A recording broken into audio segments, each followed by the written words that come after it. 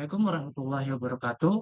Perkenalkan, nama saya Muhammad Adianka dengan kode NIM 211220618. Di sini saya akan menjelaskan tentang tugas akhir semester saya pada mata kuliah analisis perancangan bisnis dengan judul Sistem Informasi Monitoring Kesehatan Ibu dan Anak.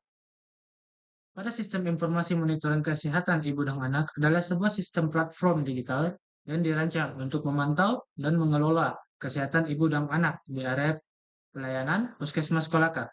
Sistem ini bertujuan untuk meningkatkan akses dan kualitas layanan kesehatan. Adapun definisi sistem informasi monitoring kesehatan ibu dan anak, yang pertama adalah pengumpulan data. Sistem ini mengumpulkan data kesehatan ibu dan anak secara digital untuk analisis dan pemantauan. Yang kedua, pemantauan kesehatan. Sistem ini memantau indikator kesehatan ibu dan anak seperti gizi, imunisasi, dan kehamilan. Yang ketiga adalah untuk meningkatkan layanan. Informasi yang didapat dapat digunakan untuk memperbaiki layanan kesehatan terhadap ibu dan anak. Pada tahap diagram BPMN, proses monitoring kesehatan ibu dan anak. Yang pertama, ibu atau pasien melakukan ujian dan melaporkan perkembangan kehamilannya.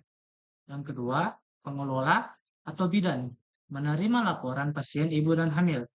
Setelah menerima laporan pasien ibu dan hamil, selanjutnya eh, pengelola atau bidan mengolah dan memberikan surat antrian.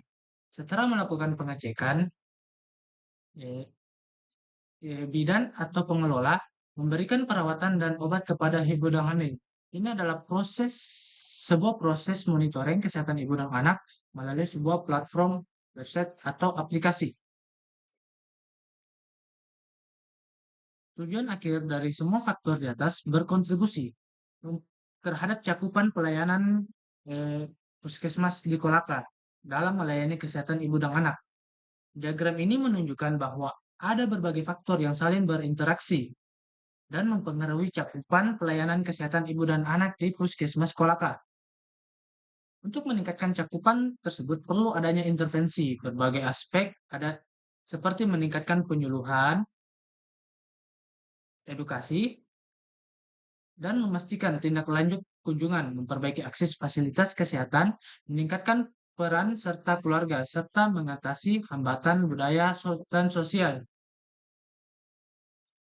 Pada tahap perancangan use case diagram, terdapat 3 entitas, yaitu pasien, bidan, dan kepala puskesmas. Di mana kepala puskesmas adalah mengatur semua data pada bidan, mengelola data pasien, dan memonitoring apa yang akan terjadi pada sebuah website tersebut, di mana bidan atau pengelola web yaitu membuat akun pasien, memonitoring data diri pasien, dan mengelola semua data-data kesehatan pasien.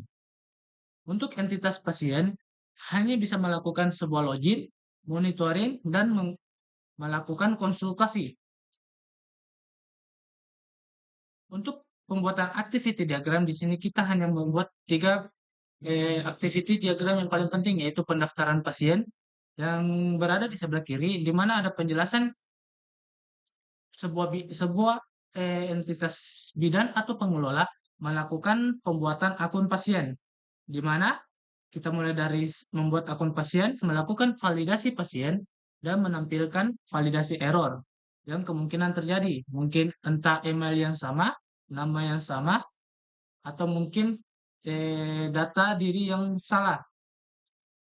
Yang kedua, pemeriksaan pasien, di mana pasien menginputkan gejala-gejala apa saja yang dialami pasien, sehingga sistem melakukan validasi data dan menampilkan nomor antrian. Setelah itu, pasien melakukan pengecekan. Pada activity diagram yang ketiga itu adalah pelaporan kesehatan, di mana memasukkan data konsultasi, menvalidasi konsultasi, dan menampilkan validasi error. Implementasi sistem informasi monitoring kesehatan ibu dan anak di puskesmas Kolaka.